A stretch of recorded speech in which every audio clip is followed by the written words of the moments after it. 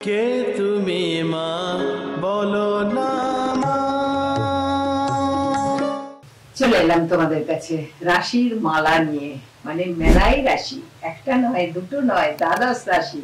আর যে রাশিদের আমি খুব ভালোবাসি, কারণ এই দ্বাদশ রাশির মধ্যেই আমার পুত্র কন্যারা রয়েছে, আবদ্ধ রয়েছে। দ্বাদশ রাশি নিয়েই চলছে সবকিছু, জগতময়। এই দ্বাদশ রাশি ভিন্ন আর কোনো কথা নয়। এবার আমি কি করি, যে গণনাগুলো করছি সেই গণনা করে করে যেগুলো যেগুলো পাচ্ছি তোমাদেরকে বলে বলে দিচ্ছি। তোমাদের তরফ থেকে অনেক ফোন পাচ্ছি, কারণ ফোনের মাধ্যমে আমরা সংগঠন করছি। সূত্রপাত হচ্ছে ফোন দিয়ে, আলাপের সূত্রপাত। তো সেই ফোনেতে তোমরা জেনে নিচ্ছ, জানিয়ে দিচ্ছ তোমাদের মনের কথা, এবং অনেক প্রশ্ন রাখছো। আমি যত পাচ্ছি সেই প্রশ্নের উত্তর দিতে পারছি, সেই উত্তরগুলো দিচ্ছি। আর যেগুলো দিতে পারছি না তোমাদের কাছে কি বলছি, পরে আরেকটা করে অনুষ্ঠান করব, তখন তোমাদের মনের কথা তুলে ধরবো, ঠিক আছে? এবার আসি মেষ রাশি। এই মেষ রাশির জাতক জাতিকাদের জন্য আজকের দিনটি কেমন যাবে? আজকের দিনটি তোমাদের ভালো যাবে, ভালো সংবাদ পাবে, ভালো কর্ম হবে, বেশ কিছু ফাটকা আয়ের যোগ রয়েছে, হঠাৎ প্রাপ্তির যোগ রয়েছে। কিন্তু কোন আপন জনের জন্য দুশ্চিন্তা, দুঃসংবাদ পাওয়ার ভয় রয়েছে। সব ভালো তো হয় না বাবা, এটার দিকে একটুখানি খেয়াল রাখবে। সব ভালো তো হয় না মা, এটার দিকে একটুখানি খেয়াল রাখবে। জাতক জাতিকা, মা বাবা, ছেলে মেয়ে, তাদের জন্য বলা। এবার আসি বৃষ রাশি। এই বৃষ রাশির জাতক জাতিকাদের আজকে কোনো গুরুত্বপূর্ণ কাগজ, গুরুত্বপূর্ণ সম্পত্তির পেপার খোয়া যাওয়ার ভয় রয়েছে, হারিয়ে যাওয়ার ভয় রয়েছে। খুব সতর্ক হও। গুরুত্বপূর্ণ কোনো জিনিস হারিয়ে যাওয়ার ভয় রয়েছে, খুব সাবধান হও, খুব সতর্ক হও। আর হচ্ছে গুরুজনের প্রতি একটু ধ্যান দাও, পিতা মাতার প্রতি একটু ধ্যান দাও, তাদের দিকে একটু দেখো। কারণ তারা যে অসুস্থ হচ্ছে, তারা অনেকদিন থেকে তোমার কাছে হয়তো আবদার করে বলছে আমার এই ওষুধটা আনতে হবে, আমার ডাক্তার দেখাতে হবে। তোমার গাফিলতির জন্য সেটা দেরি হয়ে যাচ্ছে। না গো না, এমন ভুল করো না, এগিয়ে চলো। আর পিতা মাতার দিকে গুরুত্ব দাও, গুরুজনদের দিকে গুরুত্ব দাও, এটা অনেক ভালো হবে, মঙ্গল হবে। এবার আসি মিথুন রাশি। মিথুন রাশির জাতক জাতিকাদের বিষয় নিয়ে বলা যে তোমাদের আজকের দিনটি সাবধানে চলা। স্বামী স্ত্রীতে যাদের বিবাহ হয়েছে তাদের স্বামী স্ত্রীতে একটু মতান্তর, অশান্তির ভয় রয়েছে। যাদের সন্তান আছে, সন্তানের সাথে একটুখানি মতান্তর, অশান্তির ভয় রয়েছে, অর্থাৎ সাবধানে থাকা। এবার আসি কর্কট রাশি। কর্কট রাশির জাতক জাতিকাদের আজকের দিনের জন্য বলা যে অনেক দিনের চেষ্টার সফলতা মিলবে, কর্মের পূর্ণতা মিলবে, অনেক দিনের আশা পূর্ণ হবে। কিন্তু শরীর নিয়ে ভয় রয়েছে, ঠান্ডা লেগে যাওয়া, হঠাৎ হঠাৎ শরীরের কষ্ট, একটা নার্ভের প্রবলেম দেখা দেওয়ার ভয় রয়েছে। একটু সাবধান থাকবে, নিজের দিকে একটু সচেতনতা অবলম্বন করবে। এবার আসি সিংহ রাশি। এই সিংহ রাশির জাতক জাতিকাদের কোন ঝামেলা, ঝগড়া, অশান্তিতে লিপ্ত হয়ে যাওয়ার ভয় রয়েছে।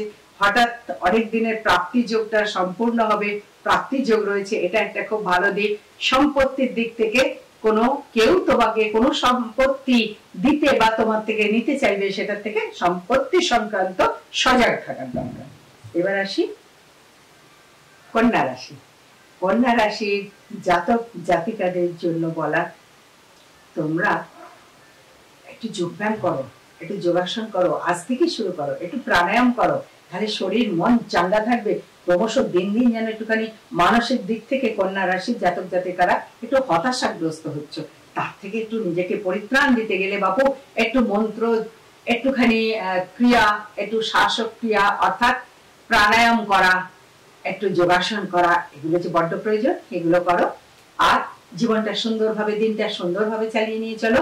কারণ কারোর সাথে মতান্তর হওয়ার, বড্ড ঝামেলায় জড়িয়ে পড়ার ভয় রয়েছে, খুব সাবধান থাকবে। এবার আসি তুলা রাশি। তুলা রাশির জাতক জাতিকার ঠিক আজকের দিনটির কথা বলছি, খুব সাবধানে থাকবে, ভীষণ সাবধানে পথ চলবে, এবং কোন রকম অশান্তির মধ্যে জড়িয়ে পড়ার যোগ রয়েছে। আর ভুল বোঝাবুঝি, মতান্তর, মিথ্যা বদনাম, যেটা করনি বলবে করেছো, বলনি বলবে বলেছো, এমনি করে চক্রান্ত করে মিথ্যা বদনামে জড়িয়ে পড়ার ভয় রয়েছে।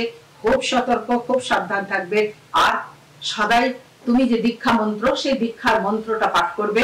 দীক্ষা না নেওয়া থাকলে সকলের জন্য বলা, সকল রাশিদের জন্য বলছি, দীক্ষা নাও, গীতা পাঠ করো, তাহলে মঙ্গল হবে। নিজেদের মঙ্গল নিজেরাই করতে পারবে, কারণ এটা ভীষণ ভাবে প্রয়োজন। এবার আসি বৃশ্চিক রাশি। বৃশ্চিক রাশিদের বলা, পিতা মাতার প্রতি খুব গুরুত্ব দাও। পিতা মাতাকে প্রতিদিন সকালবেলা প্রণাম করো।